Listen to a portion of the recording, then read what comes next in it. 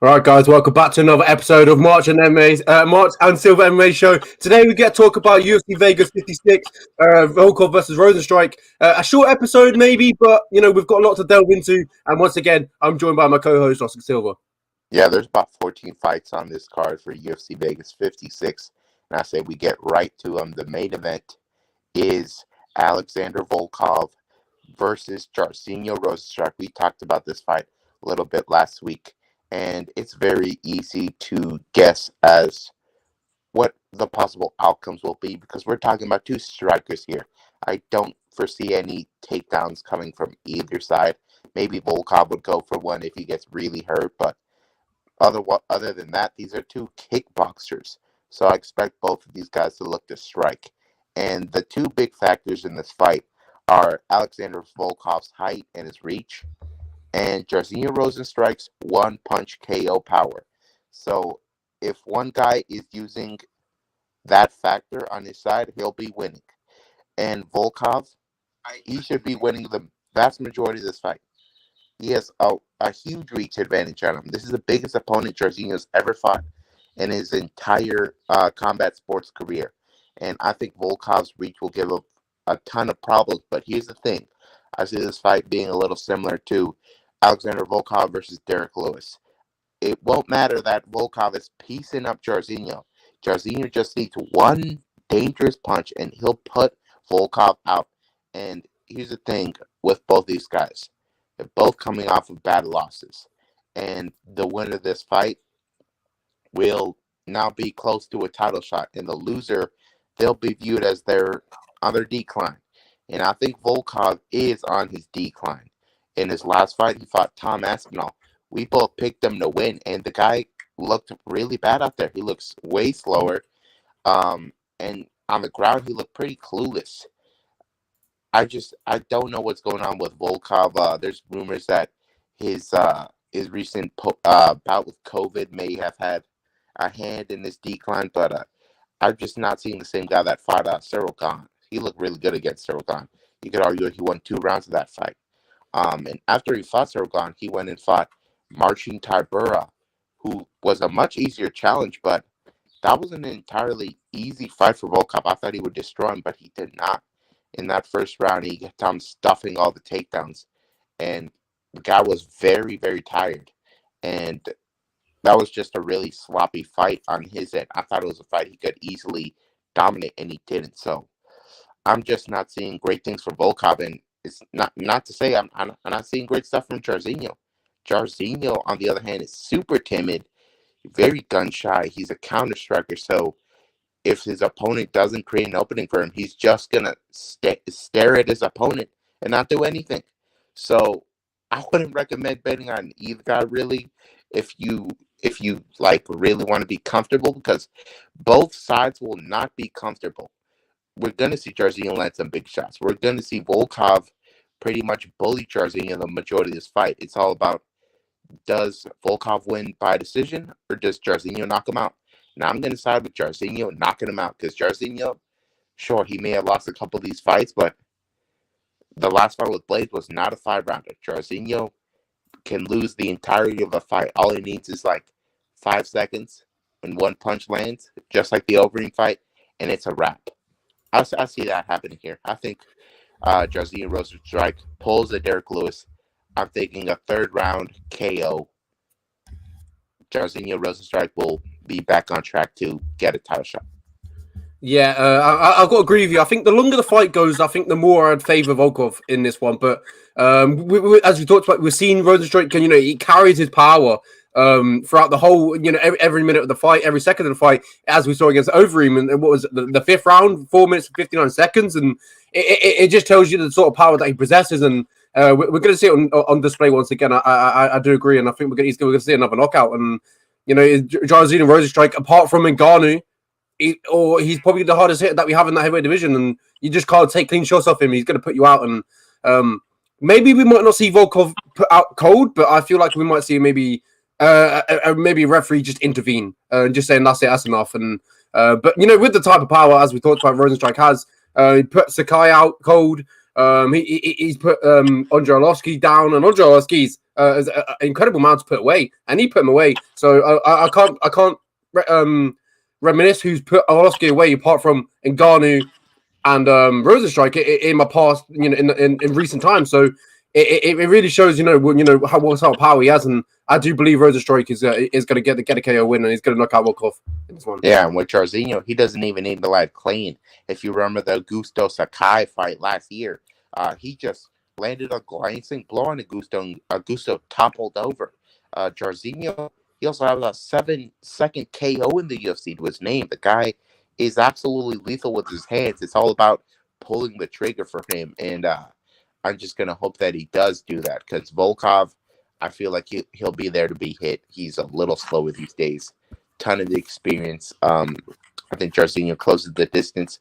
And Volkov, as I said, Volkov will look like the favorite in this fight, as he is, but it just won't matter because Jairzinho's going to hit him and he's going to topple over. So if you're going to bet anything, just bet Jairzinho by KO. You can also bet Alexander Volkov to win by decision only.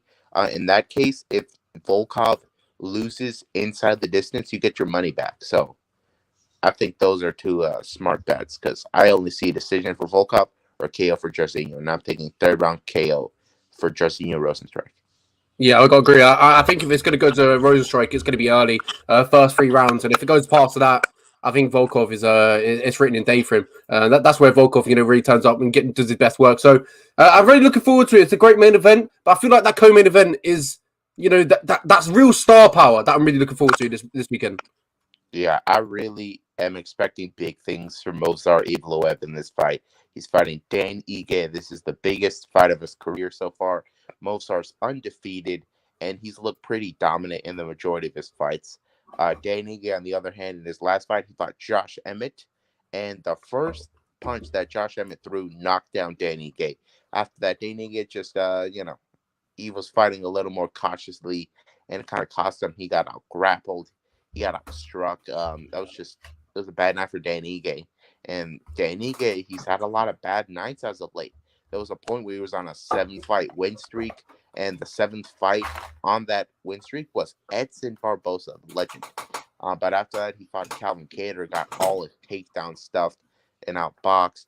He fought the Korean Zombie, and Korean Zombie showed up with a wrestling singlet that night. Who would have thunk it? Korean Zombie has never been praised for his wrestling by anybody, and he goes out there and really makes Dan Ige look like an amateur almost of sorts. Dan Ige, even in the 5th round, he got a takedown on Zombie. Zombie reverses position and controls him for a long time. Zombie also liked taking the back, and that's exactly what Movsar likes doing. When he fought Hakeem Dawodu, he took him down, took his back for like 4 minutes. This is just going to be a rough night at the office for Dan Ige if Dan Ige can't do significant damage on the feet. That's just what I see happening here. Movsar's a way better wrestler than the Korean Zombie. So to see the Korean Zombie do that to Dan Ige lets me know that Movsar should be able to do it just fine. Should this stay on the feet, Dan Ige is the better striker, but Movsar's no slouch on the feet. He can really hold his own. But at the end of the day, this is a spot where Evloev is going to announce himself to the top 10 of the featherweight division. I think Evloev is a player. He's not even 30 yet. I think we're going to see this fight. We're going to see this guy fight for the belt one day. That's how highly I think of him. He trains out of American Top Team, constantly improving his striking, and I think he's going to showcase his skill set in full here against Dan Ige and get a unanimous decision dominant victory. I think that everything you said there is absolutely spot on. The Korean Zombie wrestling Dan Ige, and I feel that's the blueprint that Evloev needed in this fight. And yes, I think like he can control Dan Ige as we talked about. He had problems, and then Evloev obviously no dispute to the Korean Zombie. Evloev and Korean Zombie, if you compare their wrestling, I think it's we talk about 2 different levels. And Korean Zombie primarily a striker, a boxer. And he's doing that to Dan Ige. So as you talked about, it's not going to be a very good night for Dan Ige. And I do agree. I think this is going to go to the scorecards. And I think we're just going to see a lot of control time from Movsar and maybe a few submission attempts. But I see it going to the scorecards. Yeah, Dan Ige has never been finished in his career. So Movsar is not traditionally like a super aggressive guy. He's more of a guy that That's just going to look to establish his position, and that's why he's undefeated, and he's going to be 16-0 after he fights Dan Ige. We'll move on to the next fight. It's Mike Trizano versus Dana White Contender Series product Lucas Almeida. So Lucas Almeida, he fought Daniel Zellhuber on the Contender Series last year, and Daniel really styled on him. I really was impressed by Daniel. He got signed, of course, and he has a fight coming up. But Lucas, on the other hand, is one of those rare cases where the UFC is so impressed by a guy's performance that they go ahead and sign him from the Contender Series off a loss, and that's what they did with Lucas. Lucas is a very aggressive striker, and he's fighting another aggressive striker in Mike Trizano. Trizano, in his last fight, fought Hakeem Dawodu, and my goodness, he got destroyed in that fight. Hakeem Dawodu broke the striking record for his career. He landed like 103 significant strikes, and Trizano looked really bad in that fight. But prior to that, he went and he fought Ludwig Klein, and that was when Ludwig Klein was coming off that Shane Young head kick KO. Everybody was hyping the guy up, and he goes out there and he stops that hype train. He was the better striker that night, and a lot of people weren't expecting that. He threw the higher volume, and he was able to defend some takedowns in that fight. Trizano is a guy that has won season 28 of The Ultimate Fighter before. He's very experienced, even though his record doesn't really show it. I think against Lucas Almeida, he should dominate him. He's a way better striker than Lucas Almeida. Almeida's very unproven. Sure, he's aggressive, but there's just nothing in his game that tells me he can beat a guy the caliber of Mike Trizano. Trizano, I'm pretty sure, has a beat everywhere. Lucas might be able to get a takedown here and there, but he doesn't have any significant ground game to trouble Trizano. So I think Trizano should be a huge favorite in this fight. And I think he should get a pretty simple unanimous decision. I don't think he's going to get hurt in this fight. I don't think he's going to be troubled too much in this fight. I just think he's going to style on Lucas. Yeah, this is as you talked about, Lucas, getting the contract after that loss is a fantastic fight. And I think, as you talked about, Mike Trizano winning TOF 28, hasn't been seen in the octagon, I say, as regular since that. But, he started to get back to his ways now. As you talked about, that loss to Hakeem Dawodu, and he got lit up in that one. And then, obviously, Ludwig Klein, when everyone was on that Ludwig Klein train, except from you, if I'm correct. No, I was on the Ludwig Klein train. I thought he was going to knock him out. Was it Ludovic or is it Uso Medic that you weren't on? I think it might Medic. Not on the Uros Medic train, but now I am. Yeah, there we go. Yeah, so I couldn't remember. I don't know whether it was Ludovic Klein or Uso Medic. I knew it was one of them. But yeah, Mike Trizano getting the TOF 28. The winner. Fantastic season that was.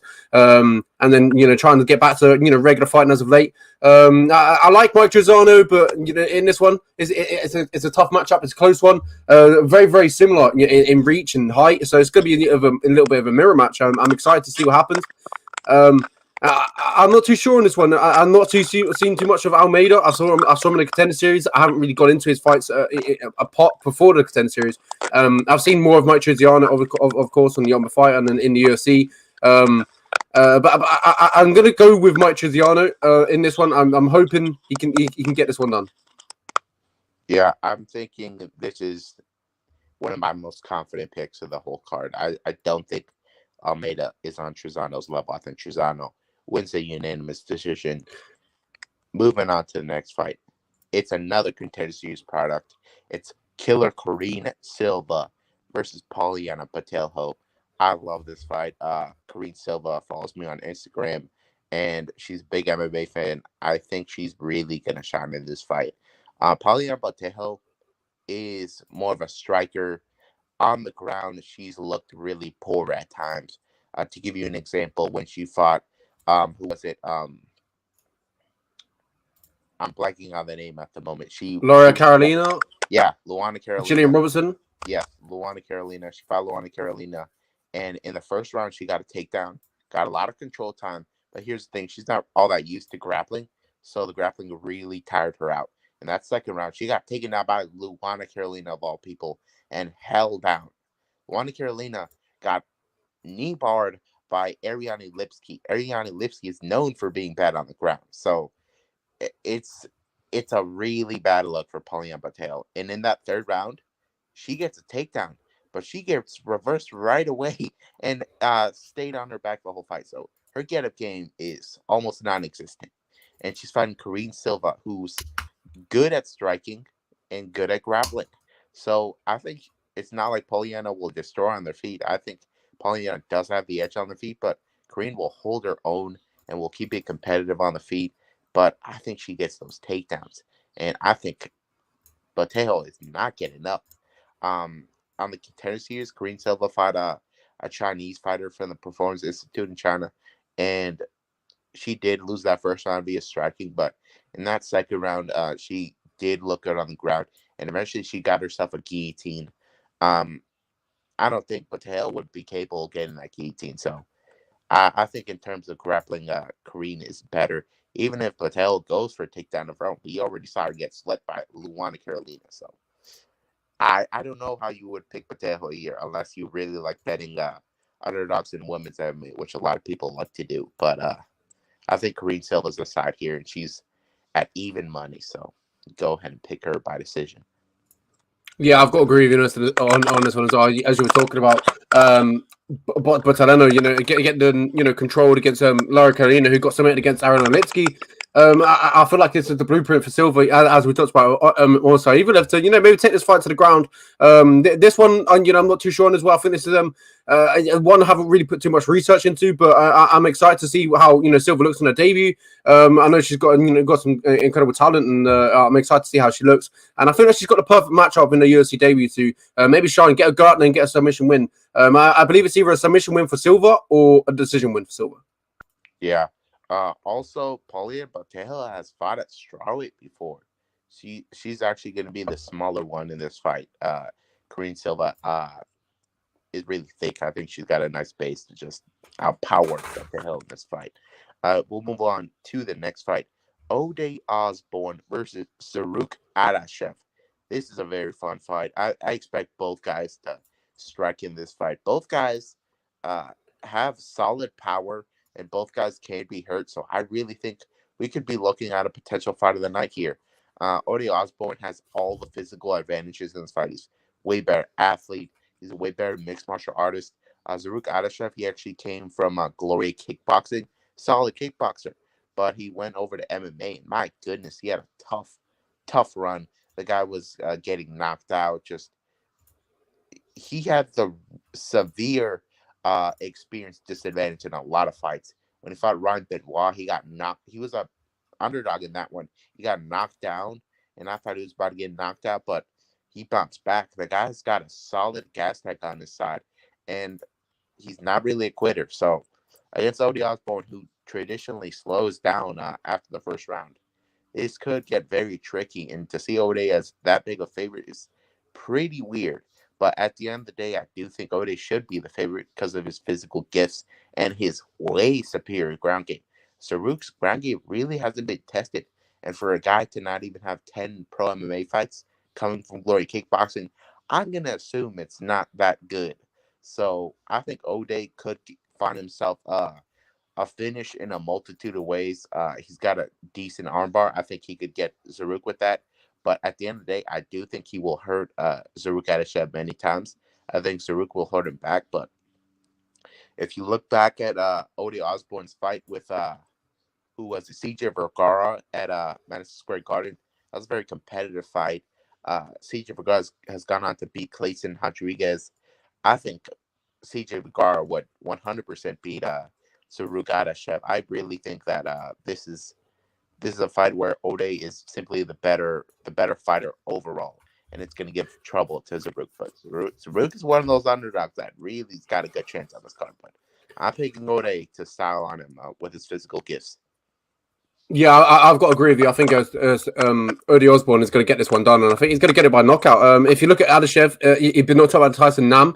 As we talked about, he's a fantastic kickboxer, but when it comes over to MMA, I think it's a totally different thing, totally different skill set that you need to, to have success. And I think he realized that really, really early. He came into the UFC 3-1, if I'm correct, 2 losses, now 4-3. I just feel like he's not the UFC ready for mixed martial arts. I think his striking's obviously there. If it was kickboxing, obviously probably be one of the best in the division.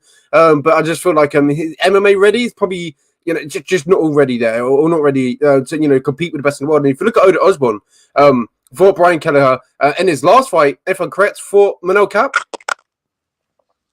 His last fight was CJ Vergara, but before that, he fought Manel Cap. He'd get knocked out. So if you look at the level of competition that they've gone through, I just feel like this may be a little bit of a step down for Eddie Osborne. I feel like he's going to get the win, and I see it happening through either knockout or to go into the scorecards. Yeah, I gotta agree with you there. Eddie Osborne by decision is my good, but he can definitely find a finish in many ways. We'll move on to the main card opener. This should be a banker. Alonzo Menefield is taking on Askar Mozarhov. This is a fight between two guys that are historically first-round knockout artists. Alonzo Menefield, we know him. He came from the Contender Series, starching guys left and right. Paul Craig being one of them, who now is in the top 10 of the division. Alonzo Menefield really has that death touch, but he will fall on hard times if you get him out of that first round. Omse Prue slept him in that second round. Alonzo Menefield was able to, William Knight was able to beat him by decision. He does traditionally not look that great out of that first round, but he did fight Ed Herman, and he paced himself in that fight, and he destroyed Ed Herman's lead leg with his leg kicks. So he is evolving as a fighter out of that Force MMA camp. But at the end of the day, he's fighting a guy, Askar Mozarhov, who will force a brawl. Askar Mozarhov is one of the most fascinating UFC debutants in a long time. This guy is something else. So this guy started as a welterweight, and now he's fighting at light heavyweight because the guy is jacked out of his mind. The guy is a straight-up tank. He looks like those bodybuilders you see in the magazines. He looks like what casual fans think a UFC champion looks like. This guy is been heavily suspected by fans and USADA to be on steroids. And he actually did get caught by USADA right away. And now he appears to be off of them maybe. So who knows how it'll look here. But also with Askar Mozarhov, this is a guy that has a lot of knockouts inside of a minute. So this guy does have the death touch. But if he doesn't get that knockout, he himself will get knocked out or submitted very quickly. Are you intoxicated in the chat says Askar's record is 19-12 now. So here's the thing with Askar's record. Askar has fought on a lot of shady promotions. Like, to give you an example, there was like this one event where he was the only fight on the card, and it was like in Japan. He's fought on a lot of like promotions where they don't even film stuff. So we don't even know how legitimate some of these wins are. The record, the UFC needed the record to be intact because there's a lot of question marks. So let me tell you as well, he's fought a lot of horrendous competition. He is a can crusher. He is a bully, but here's the thing. I don't think he gets a bully Alonzo Menefield. Alonzo Menefield, I think, is a much better athlete. He's a real light heavyweight, and I think he hits harder. So we're going to see somebody go down here, and I think it'll be Alonzo Menefield. I would say like 2 minutes into the first round. This is going to be a wild fight. Askar is not UFC caliber at all. He really isn't. Like, let me tell you one time, he tried to bum rush a guy, and once he started getting tired and the guy started giving him some heat back, the guy literally goes and taps on the mat. He doesn't get put in a submission. He taps on the mat. This guy's a quitter. He has quit enough. So I don't know how you could pick this guy, honestly, unless you like an underdog. I mean, yeah, I've got to agree with you. If you look at his record, 19-12 now, it just popped up on. I've seen it there with Are You Intoxicated. It popped up in the chat. Checked on the Twitter, and you definitely it confirmed. Marcel Dorf, confirmed it. 19-12 now. He started off at 25-7, 21-12, and now he's 19-12. So it just shows, the record and what he's done, and as you talked about, being the only fight on a card in Japan, like. Yeah. I don't know. That's ridiculous. Yeah, I think these are just illegitimate, very shady stuff going on there. Yeah, 100%. And as you talked about, I think Alonso Menifield is going to get back to, or I think he's going to get back to winning ways, and I think he's going to get back to his knocking out, his finishing ways. Hasn't had a finish through his hands for a long time. I think the last time he got a finish for his hand was against Paul Craig, I believe. I think it was Ed Herman. Ed Herman, August. Ed Herman. Yeah. No, that went to decision. Yeah. Oh, the last knockout. Yeah, probably Paul. Yeah. Craig, yeah. Yeah, Paul Craig. Before that, he beat Fabian Charant, but that was the Von Flute choke. Yeah. Yeah. So I think he's gonna get back to winning ways, and he's gonna get back to winning ways with his hands. I think he's gonna knock out Askov in this one. As you talked about, bit of a can crusher. But if you look at his record, some cans have crushed him, as you talked about. Yeah. That's like, this is a guy that, I tell you what, he will bring the excitement, but do not expect this guy to come anywhere near the top 50 in the UFC. 100%, I do agree. And that brings us on to the final fight. The final fight, the prelims, and a return of Karolina Kowalkiewicz. I'm very bad at names. Yeah, I really like this fight. It's a rematch from several years ago. In the first fight, Karolina Kowalkiewicz beat Felice Herrick by split decision. I don't know how there's a split decision. Felice Herrick, if she cannot get you on the ground and have grappling success, she will not win. She has never beaten anybody with her striking. So she's fighting somebody, Karolina Kowalkiewicz, who I know she's fallen on hard times. She's nowhere near the fighter she used to be. Back in the day, she was closely she was in a closely contested fight with Joanna Jacek. Rocked her in the first round, won that first round. She beat Rozenstruik Munoz back in the day. Karolina was a straight up beast back in the day, but since then she's fought some world class competition. She fought Yan Xiaonan, Alexa Grasso, who else? Jessica Penne. I know Penne is really the outlier in that mix. The Jessica Andrade loss was a really bad one. That was when Andrade got her way to a title shot and starched Karolina. Karolina is somebody that definitely just doesn't take damage the same way she used to. She took a really bad beating at the hands of Yan Xiaonan. I thought her career was over after that fight. She was just disheartened by the beating she took. And then when she fought Jessica Penne, I was thinking she should really dominate Penne. She's a way better striker. I think she's a better wrestler than Penne. But here's the thing. Penne trips and she follows Penne to the ground. And that was going right into Penny's wheelhouse. Penny gets an arm par, and that was just awful. But since then, she's got an American top team, and she's getting work in with some of the best in the world. At 115 pounds, she's sparring with K Rock, Joanna Jacek. There's no way you don't get better by sparring Joanna Jacek. So I do think she's got more motivation this time, more of a fire under her belly. She's made that sacrifice to go to Florida and train. So I think she's motivated to get a win here. Felice Herrick, on the other hand, in the last fight, she fought Fern Shandy-Rova and got armbarred in the first round. No shame in that, really, but she's just not that outstanding of a grappler on the feet. She has almost nothing to offer, really. So this is a fight where, should Kowalkiewicz learn from her mistake in the last fight and not follow her opponent to the ground, I think she should light up Herrick on the feet, and should get back on the winning track here. Yeah, 100%. I'm going to agree with you. I think Karolina Kowalkiewicz is going to get back to winning ways. As you talked about Karolina, being close to that title shot back in got the title shot against Joanna Jacek, was close of winning the belt. She's had some incredible, as you talked about, incredible wins. Rozenstruik Munoz had some fantastic fights. Michelle Watson, Alexa Grasso, the names go on who she's fought. And I feel like we're going to see her get back to winning ways. And he talked about the move to ATT. It's going to really help her. This one's, I think it's a tough one to call because obviously they're both not in the best position, both losing ways. But I'm siding with Karolina Kowalkiewicz. I think she's going to be able to get it done.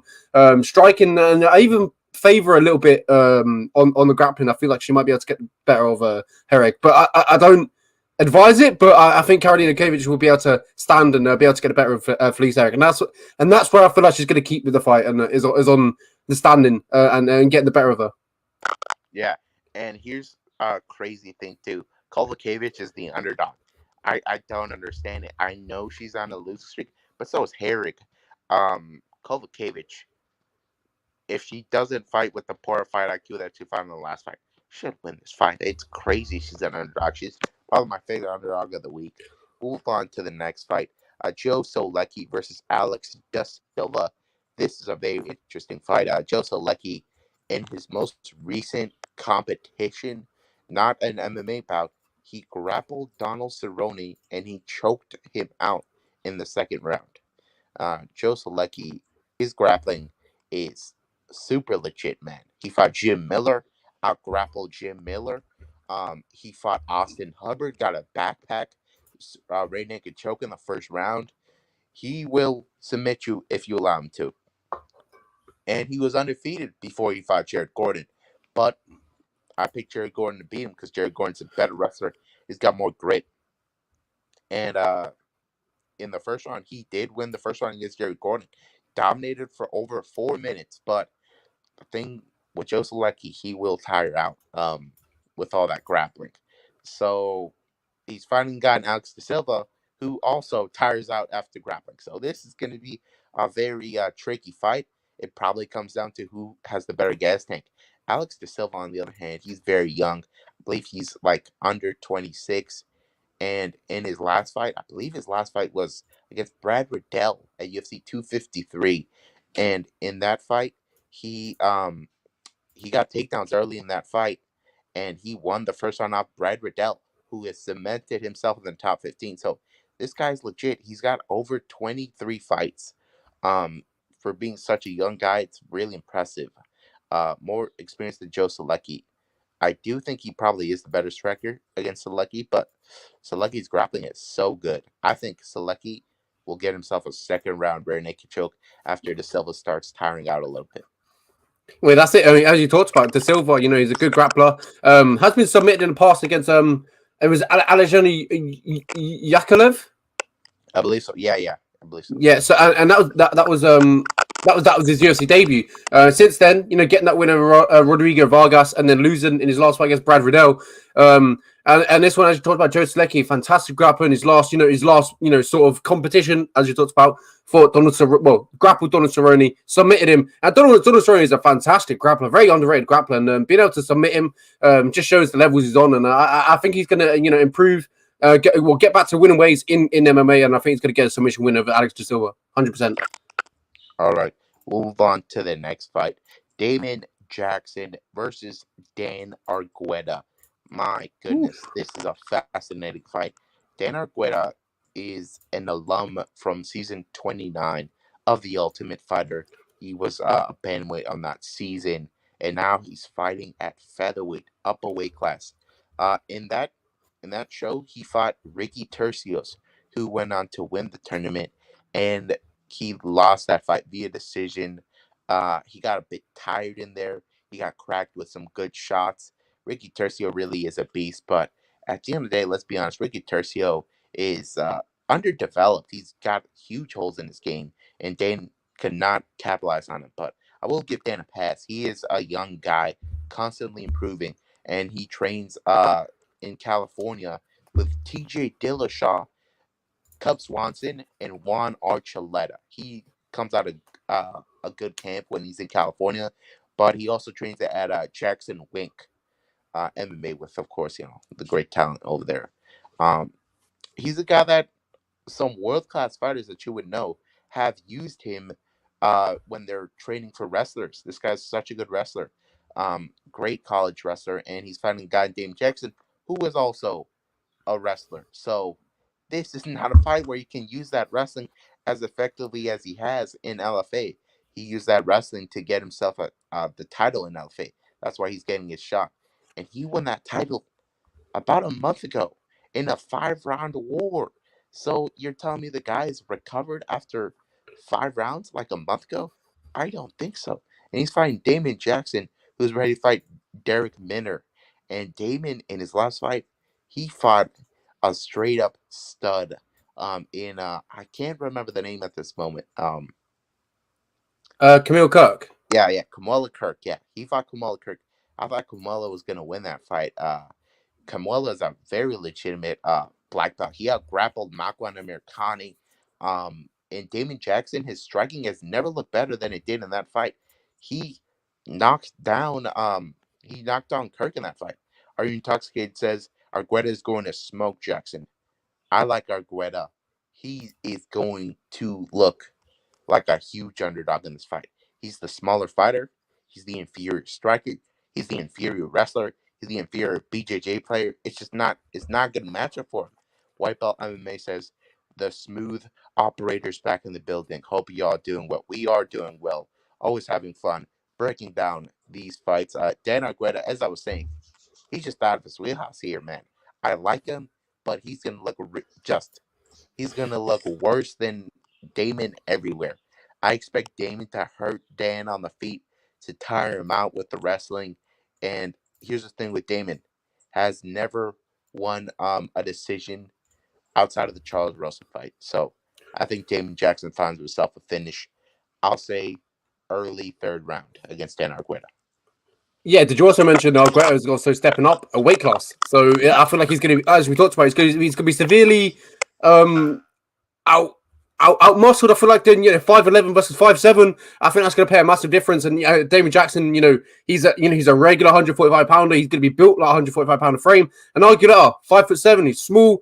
I feel that's going to really play a big factor. And as you talked about Damon Jackson, now I feel like the best way Argueta can get this one done is probably the wrestling, the control time, being able to control Damon Jackson. But I just see Jackson being able to do enough to get back to his feet and maybe the striking as well, get the striking exchanges, get it going.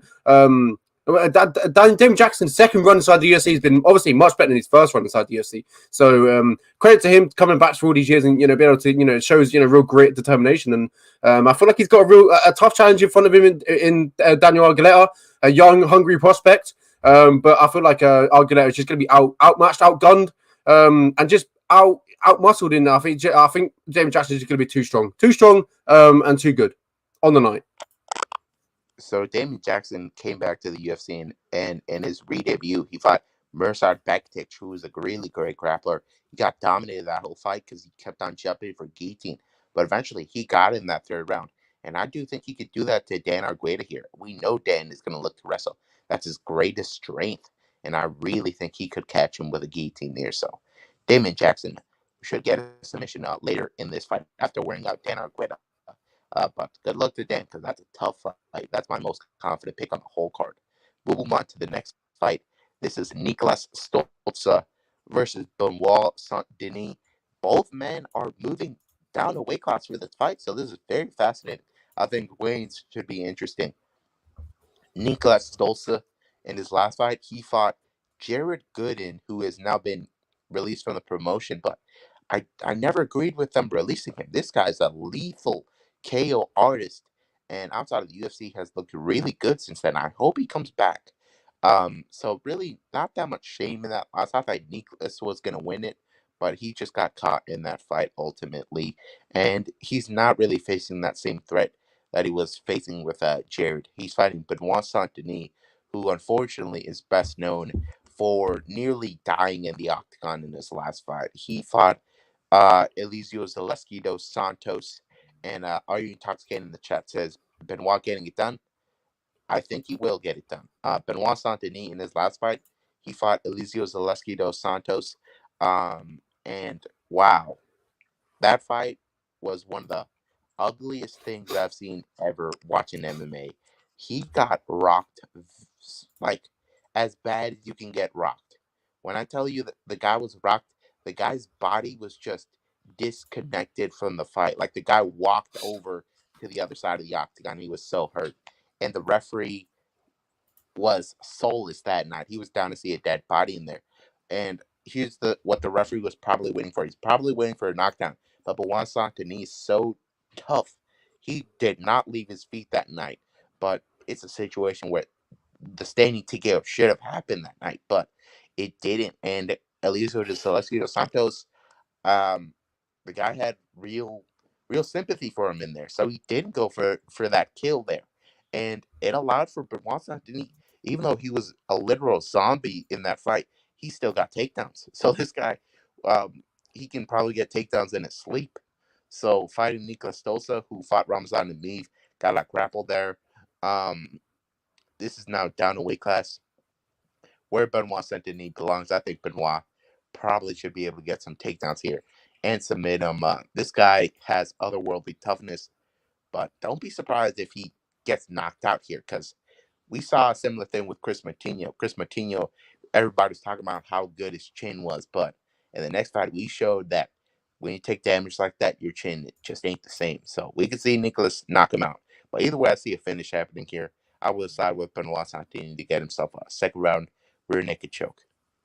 Yeah, I've got to agree on this pick. And as you talked about, Stoltzy losing to Jared Gooden, and as Arnie and Toxic put in the chat, Jared Gooden beat Curtis Winder on XMMA. As you talked about, looking good outside the UFC. So hopefully he might make his return back to the UFC soon enough. But yeah, this is a great fight. It's a good one on the prelims, a lightweight bout. As you talked about Benoit, in his last fight against Solecki, showing an absolute beating. As you talked about, his body looked disconnected. That was a fantastic way of putting it. And I think Benoit is going to get back to winning ways and getting his first win inside the UFC. I'm not too sure how he gets it done, but as you talked about, I like the submission, and I also like maybe going to the scorecards as well. I don't really see a finish happening either side. If it does happen either side, I would favor Benoit. Yeah. These are two guys that really need this win. I think the loser definitely could get cut. We'll move on to the next fight at bantamweight. It is Johnny Munoz versus Tony Gravely. This should be a fun one at bantamweight. Tony Gravely should be doing well in this fight the majority of it. He is the better striker, fantastic athlete, super explosive, big pound in his hand, great wrestling. But here's the big knock on Tony Gravely. His submission defense has let him down several times, and his gas tank is poor because the guy's so explosive, always going for that finish. So this is a fight where we could see Johnny Munoz losing the majority of the fight, but he can get that submission. Tony Gravely, when he fought Nate Maness, he destroyed Nate Maness in that first round. That was an easy 10-8 to score. He basically, Nate Maness basically got saved by the belt, and Nate Maness should have been, his night should have been over after that first round because the guy didn't know where he was. He still goes out there and knocks out Tony Gravely. So Tony Gravely's just a guy that is untrustworthy as a bettor because the guy will be winning the fight, but it just something goes wrong and he loses. So I don't recommend betting either side on this fight. But Johnny Munoz, as I said, really good black belt. And this last fight, he fought Jamie Simmons. And I'll just say his wrestling just didn't look that great. Jamie Simmons is a guy that was never UFC caliber, and he did take him down, and Jamie got back up.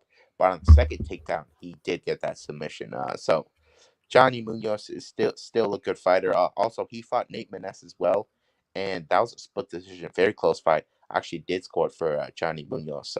So common opponent there, but I will be picking Tony Gravely to win by decision.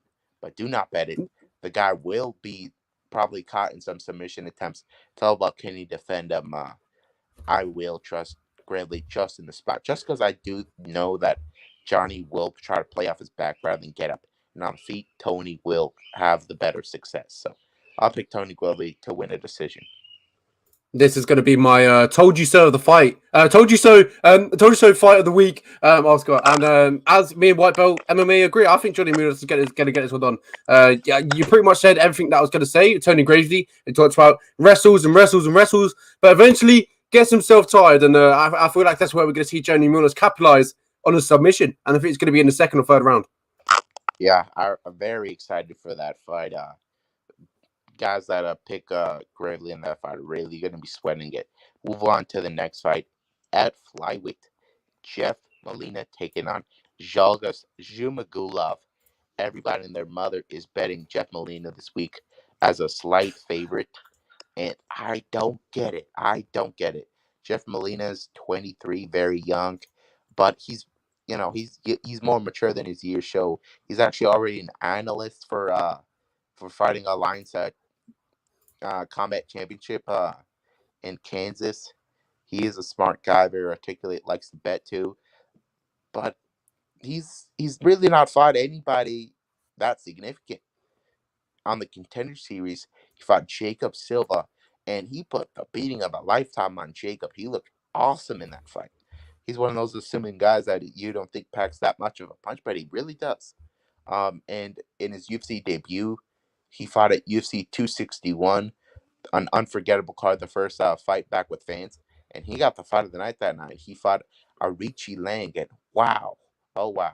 In that fight, he lost that first round, but after that, he took control. And that third round was one of the greatest rounds in flyweight history. He broke the, I believe he broke the flyweight striking record in that fight. Just his volume was non-stop, and his gas tank is awesome, and his ground game is really good as well. But he's fighting Shalga Shumagulov, who's a Sambo guy, a straight up monster out of Kazakhstan. I thought he beat Kai Kara France. I thought he beat Javi Impado when he fought him. I really like this guy as a whole product. His striking is really good. His wrestling is really good. I think he's a better wrestler than Jeff Molina. I think he could out-grapple Jeff Molina for a little bit here. Jeff Molina, after the Richie Lang fight, he fought Daniel Da Silva, and he lost that first round handily. Daniel Da Silva is a guy who I think Shelgas would destroy, like Shelgas destroyed Jeff. Who was it? I'm blanking on the name right now. Tall guy, went on a 4-fight win streak in the UFC. And Jalgas finished him off. Jalgas rocked him in that fight and went ahead to get a standing guillotine in that fight. Jerome Rivera. Yeah, Jerome Rivera. Yeah. That's Jalgas' only UFC win. And I know that looks really bad on paper, but as I said, I thought he got robbed on some decisions. Jalgas is a really complete fighter, more experienced than Jeff Molina. I think Jeff Molina will realize that he's just quite not there yet on the way to the rankings. I think he'll get humbled here. I think Jalgas wins this fight via split decision. It's going to be very close. But when you tell me that Jalgas is an underdog and he's a better wrestler, he decides where this fight goes. I think Jalgas wins, but it's going to be very close. Very surprised that Jeff is almost a 2-1 favorite. Yeah, I think all the points that you made are very valid. This is a fantastic fight, a very hard fight to pick, as you were talking about. Jeff Molina, as White Belt put in, it's an absolute savage, up and comer, good prospect. But Zumagulov, he talked about, is really underrated. He's had a few losses inside the UFC that could have went his way. If he fought a better game plan, fought a better fight. Had a great fight against. I can't forget. 2 seconds. Who was it? Kaikar France, Arichi Lang. I think it might be Arichi Lang. I think it was a fight where it didn't go his way, and it should have went his way. Is that about Molina? It might have been Molina. No, I don't know. I can't remember off the top of my head. Anyway, I'm talking. But yeah, this is a fantastic fight. Very hard one for as you talked about. Zumagulov, a fantastic wrestler. Jeff Molina as well. I feel like this is where, as you talked about, this is where he's going to be tested. This is where we're going to know what he's all about, and we're going to see what we're going to expect from him in the future. And I feel like maybe a little bit, as you talked about, going to be humbled a little bit. Maybe too soon, too quick. Zumagulov in his last fight for Manel Cap. Manel Cap's a fantastic fighter, former Rising champion. And finally, he's getting back to, he's winning ways, putting up a win streak now. Zumagulov is definitely underrated. Definitely, has some good skills, good talent. And I feel like it's going to be showed here. And I think that, the wrestling is really what, as you talked about, is really what we're going to see here. And then if Jeff Molina wins this one, he's got to clip Zumagulov early. And I'm not too sure about that one. I agree with you with the Zumagulov wrestling. Jeff Molina to win this one, he has to get going early. Get Zumagulov on his bike, circling around the cage, and that's how he's going to win this one. But I just don't see much confidence in Jeff Molina being able to push him back. And if he does, I think Zumagulov is going to shoot for the legs anyway, and I think he's going to get him down to the canvas and his realm. But yeah, I favour Zumagulov in this one. I definitely think Zumagulov is going to get this one done. We'll move on to the next fight. It's Renat Fakhretdinov versus boy. Mihalaitis, the battle of the unpronounceable last names. I really like this fight for both guys, honestly. Renat is a guy that trains out of Extreme Couture, undefeated, destroying guys on the regional circuit. In his last fight, he fought on Dana White's Looking for a Fight. and he starched UFC vet Eric Spicely. But Eric Spicely has truly fallen on hard times. Um, Renat has also beaten Luke Chimo, I believe it was, outside the UFC. Um, he's a good fighter, but he's fighting Andreas Mihalaitis. Andreas, I don't know what the UFC thinks of him, but it's not that good because he fought Modestas Bukauskas in his debut, and that's not an easy fight, man. He got wrecked with those elbows early, but I really don't think he was actually out in that fight. I just thought they opened the cage door. The guy fell out. It was really awkward. Don't really consider that much of a loss, but he did lose that round either way. And then he fought, who was it? Alex Pierre, isn't it? Yeah, no. Before that, he fought a Canadian guy who was since then caught KB Buller.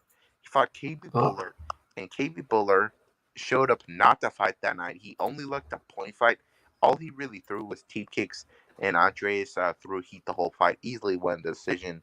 Andreas really is a well-rounded guy. He showed it off when he fought Alex Pereira. Alex Pereira is the guy that's fighting Sean Strickland in a title eliminator next, and he won the first round off of him with straight up grappling. He's a black belt in jiu-jitsu.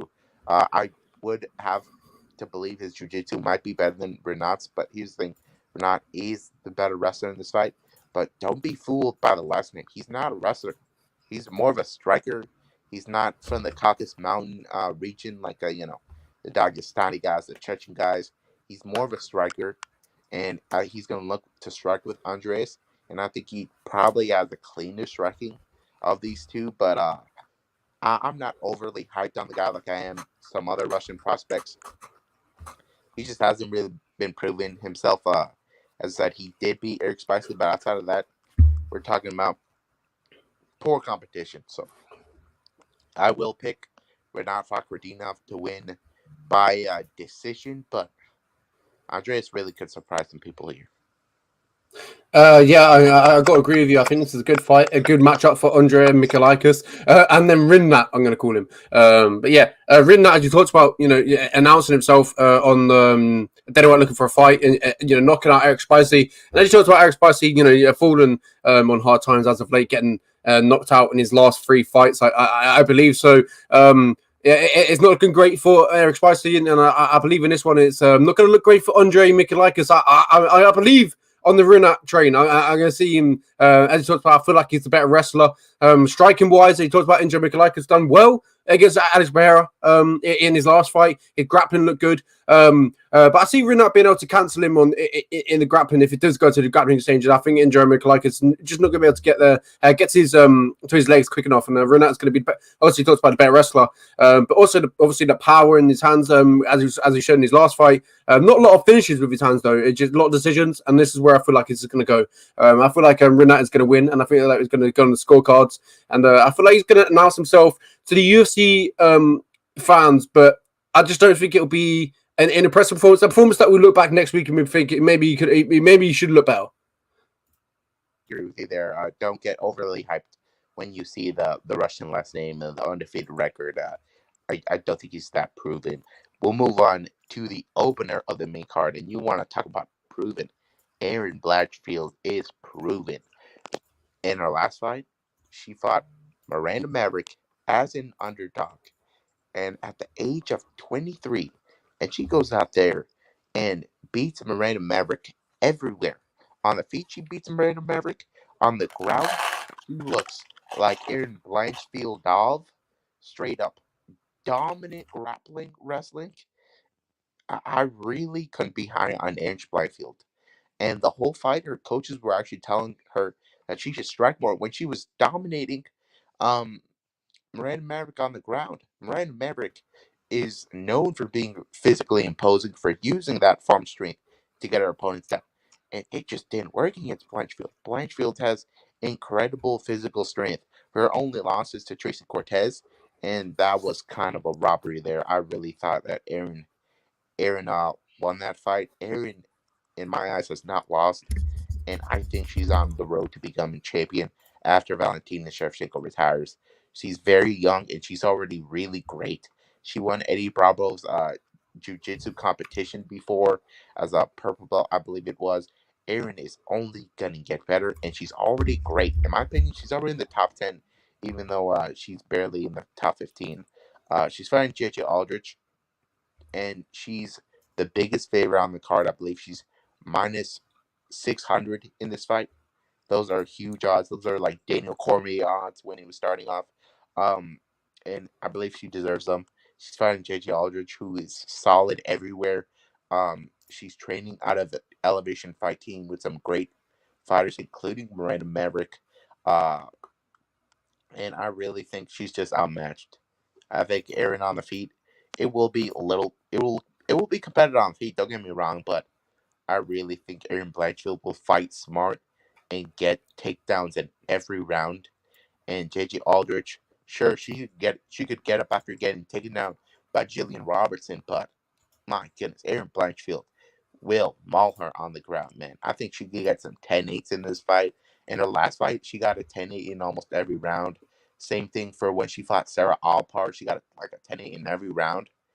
Erin Blanchfield's top control is some of the best I've seen like across the entire UFC. I really think Erin Blanchfield should dominate this fight. Should she just go for takedowns in every round? That's it. I agree with you. I think this is going to be a complete shutout for Erin Blanchfield. As you talked about, Erin in the last fight against Miranda Maverick, looked good in all areas, and beat Man Maverick at her game. And as you talked about, Man Maverick, she's a wrestler, got some power in her hands, and then she was scheduled to fight who was it? Macy Barber, and then Man Maverick stepped in at short notice, and I thought I still thought Man Maverick was going to get it done. And Eric Blanchfield showed how good she was in that fight. And after that fight, I said to myself, if Macy Barber fought that same day, I feel like Erin Blanchfield would have put on the same sort of performance, and she would have won as well. And as you talked about, I do believe she's top 10 quality, and we're going to see that in the near distant future. But as for now, she's fighting JJ Aldrich, and I just think this is going to be a complete shout. I think the odds are minus 550, and I think that's maybe justified, maybe a little bit too high. But we're going to see a fantastic performance from Erin Blanchfield, and we're going to see why she beat the future in her last fight, and now we know she is the future. She is the future in the division. Oh yeah, Erin Blanchfield is the real deal. I really think once she gets her striking like on the par of some of these top 5 girls, I think it's gonna be almost impossible to beat her if your name ain't Valentina Shevchenko. So even against Valentina Shevchenko, I do think she could get some grappling success going there. Just saying, but nonetheless, that ends our preview of the UFC Vegas 56 Volkov versus Rozenstruik. I think this is a very solid card. I know some people don't know the names on here, but believe you me, they're going to deliver that night. They're going to deliver, and I think it's going to all be capped off with Jairzinho doing what Jairzinho does, getting a vicious KO. Let's just hope he pulls the trigger in that fight. But I did want to touch on some other big stories in the MMA world, mainly your guy, Paddy the Baddy Pimblett, getting himself a fight booked for UFC London versus Jordan the Monkey King Levitt. What do you think of the matchup for Paddy, and do you think this is an easier or harder fight for Paddy than his previous opponents? I'm both ways on it. I believe Jordan can, cause trouble on the grappling, the submission.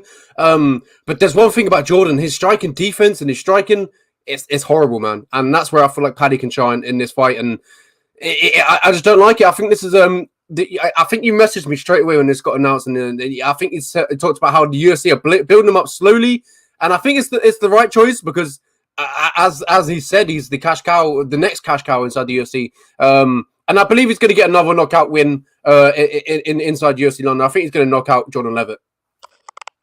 Yeah, Jordan Levitt has been carried in the UFC by his big jiu-jitsu man. I know he did win with the striking in his last fight a little bit. Um, he had a good inside leg kick. That's not going to work on Paddy. Paddy, he showed he's got real pop on his punches when he fought Luigi Benjamini and slept him, man. And then he fought Kazula Vargas, and Kazula Vargas, sure, he touched him up. He got a takedown, but Paddy got back up and with the judo throw took the back. I think he's a better grappler than Jordan Levitt, and I think he's a better striker by a country mile, and he's way harder. Jordan Levitt is gonna finally main guy. Sure, he already fought Claudio Puelles. He got humbled in that fight. I think Paddy and Claudio are like in the same realm in terms of grappling. I really think that Paddy is gonna have zero respect for Jordan, as he should have. Jordan has got no pop. He's got no striking background. I think he's gonna bully Jordan, and I think he gets him out there early in the second round via TKO. And I really think the UFC hooked up Paddy with an easier opponent than I would say he's an easier opponent than Luigi Vendramini was. So I think Paddy's actually regressing in terms of competition. I really think this is a phenomenal fight for Paddy, and I think he should be an enormous favorite. Yeah, I think it's all about experience for the UFC. They want to get Paddy to get more experience inside, inside the UFC cage. But by the time he gets that big fight, he can, he really shine. But he's the next star that the UFC have, and he's going to co-main event it. Actually, won't be co-main event because we've got Darren Till, Jack Manson. I think he'd be a third fight. Yeah. Yeah. The featured But yeah, that arena is going to be the craziest, the best arena that night. It's gonna be ridiculous. Yeah, I can tell that Dana White has been talking with the people over at Barstool about getting some easier fights there for their folks, because they did get Molly McCann, Hannah Goldie. I thought Molly McCann was ready for right competition, not Hannah Goldie, who was on the cusp of being cut very recently before she submitted Emily Whitmire, who had like a losing record. So I think the Londoners will be very happy with some of the results on that night based on the matchmaking. 100%. I can't wait. It's gonna be a fantastic event. I'm just glad the UFC are coming back to England once again. It's always great, and I feel like one of the best atmospheres. It is over this side. I think Ireland is still one of the best MMA crowds. I've talked about it so many times religiously. Ireland's a fantastic crowd. I love Brazil. I think Brazil is a fantastic crowd. I think I can't remember. Was it Ponzinibbio versus Magny? That was. I can't recall where that was. Was that in Argentina? But, that was not in Argentina. The Gunnar Nelson fight was in Argentina. Oh, there we go. That was a fantastic crowd. Anyway, yeah. I can't remember. Yeah, I can't remember. But I will throw New York City out there. The Madison Square Garden fight. The ovation they gave Gaethje versus Chandler. Obviously, Las Vegas. That's a no-brainer, Las Vegas. But they go there. Yeah, 100%. We've got one more topic to go through, Oscar, and that was Tough 30, episode 5, if I'm correct. Bobby Maximus versus Eduardo Perez. Eduardo Perez getting it done. First round, I thought, Bobby Maximus was going to be able to, get his grappling going, control Perez on the ground. But we talked about it before we went on the show. The most experienced kind of guy in the house made the most rookie mistake. Yeah, he got a dominant grappling position in that fight, but he did the rookie-ish thing, and he went for that finish right away. And had the guy been more active, probably wouldn't have made that mistake. But 13-year layoff, I don't think anybody does pretty well under a 13-year layoff. And you add being 43 years old, it just wasn't going to go well for him. Not to mention, he had a 5-4 record when he left the UFC. He just wasn't that good to begin with. Quite honestly, Perez is not a world beater either. He looks super limited, man. His hand speed is unimpressive as hell, man. But it was enough to beat a 43-year-old. And I don't think the guy will do that well in the tournament. Perez, I think Zach Pauga would have his way with it 100%. I think now Bartley, the guy that Pauga beat, would have his way with him. But at the end of the day, we showed that 43-year-olds coming off of 13-year layoffs, it's not going to go well for you. It's really not. Yeah, and as you talked about Eduardo Perez, the strikes are very, very, very slow. Very easy to see where they're coming from, and the takedown defense as well. It seemed like Bobby Maximus didn't really have to put much effort in to get Perez down. Yeah. I really think Perez should. I don't think the UFC will sign him. I think the guy should stick around at K, probably learn a thing or two from DC before he tries to step his toe in the UFC waters. And then lastly, to top it off, before we let everyone go, Silva slips. What have we got for this week? So for this week,